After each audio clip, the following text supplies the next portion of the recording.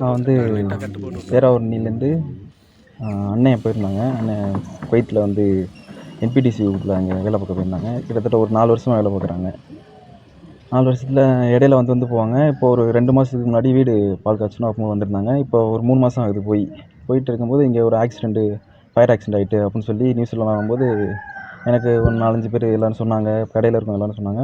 அப்போது நான் கொஞ்சம் எல்லாத்தையும் சொன்னேன், இது மாதிரி அண்ணனுக்கு ஆச்சுன்னு சொல்லிட்டு பெரிய மனுஷங்கள்ட்ட எம்எல்ஏ எல்லாத்தையும் சொன்னேன். அப்போது எம்எல்ஏ அசோக்குமார் சார் தான் வந்து கொஞ்சம் 12 மணி வரைக்கும். அண்ணன் பேர் வந்து புனாஃப் ரிச்சர்ட் ராய். அவர் வந்து 28 வயசு ஆகுது அண்ணனுக்கு. நான் மேரீட் ஆகுது. அவங்க மொத்தம் 4 பேர் ஃபேமிலியில். அண்ணன் அங்கே தான் வேலை பார்க்குறாங்க, என்பிடிசி குரூப்பில் வேலை பார்க்குறாங்க, குவாலிட்டி செக்கிங் இன்ஜினியராக இருக்காங்க. போனதில் ஒரு ஃபயர் ஆக்சிடென்ட் ஆனதில் நாங்கள் எங்களுக்கு எதுவுமே தெரியல, இங்கே இருக்கனால எதுவுமே எங்களுக்கு தெரியல. அதனால் அங்கே இருக்கவங்களை விசாரித்து எல்லோரும் செய்யும்போது அப்புறம் எம்எல்ஏ சார் அசோக்குமார் சார்ட்டு தான் கொஞ்சம் ஹெல்ப் கேட்டிருந்தோம். அவர் 12 மணி வரையும் எனக்கு கால் பண்ணிக்கிட்டே இருந்தார். பண்ணி என்ன தம்பி ஆச்சு, என்ன தம்பியும் எல்லாம் சொல்லியிருந்தார். சொன்னதில் கொஞ்சம் இப்போ ஓரளவு எந்த பிரச்சனையும் இல்லை அப்படின்னு சொல்லியிருக்காரு. ஆனால் வந்து இப்போ வரைக்கும் அண்ணன் வந்து மிஸ்ஸிங் அப்படின்னு தான் இருக்குது. அது வந்து எப்படியாவது ஏதாவது ஒரு தகவல் சொல்லணும். எதுவுமே தகவலும் சொல்லலை, எதுவுமே சொல்லலை, மிஸ்ஸிங்னே வச்சுருக்காங்க. ஏதாவது ஒன்று சொல்லணும், எதுவுமே சொல்ல மாட்டாங்க.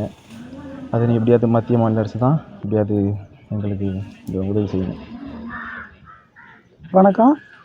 பேராவூரணி பேரூராட்சி 17வது வார்டு உட்பட்ட கவுன்சிலர் ஆகிய நான் காரல் மார்க்ஸ்.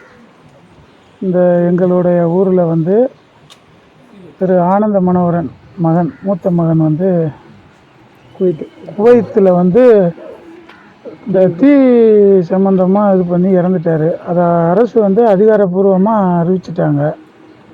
அவரோட உடலை வந்து துரித நடவடிக்கை எடுத்து மத்திய மாநில அரசுகள் விரைந்து உடலை மீட்டு குடும்பத்தாரிடம் ஒப்படைக்குமாறு தாழ்மையிடம் கேட்டுக்கொள்கிறோம். மேலும் குடும்ப சூழ்நிலை கருதி தகுந்த இழப்பீடை பெற்று தருமாறு மத்திய மாநில அரசுகளை கேட்டுக்கிறோம். இந்த நேரத்தில் குடும்பம் வந்து ரொம்ப ஏழ்மையான குடும்பம். அதனால் இந்த உதவிகள் செஞ்சு சீக்கிரமாக இந்த உடலை வந்து எங்களுக்கு மீட்டு தருமாறு மத்திய மாநில அரசை வேண்டி விரும்பி கேட்டுக்கிறோம். நன்றி. என் பேர் கிருபராயப்பன். என் தம்பி மயன் தான் அந்த குவைத்தில் இருந்தது.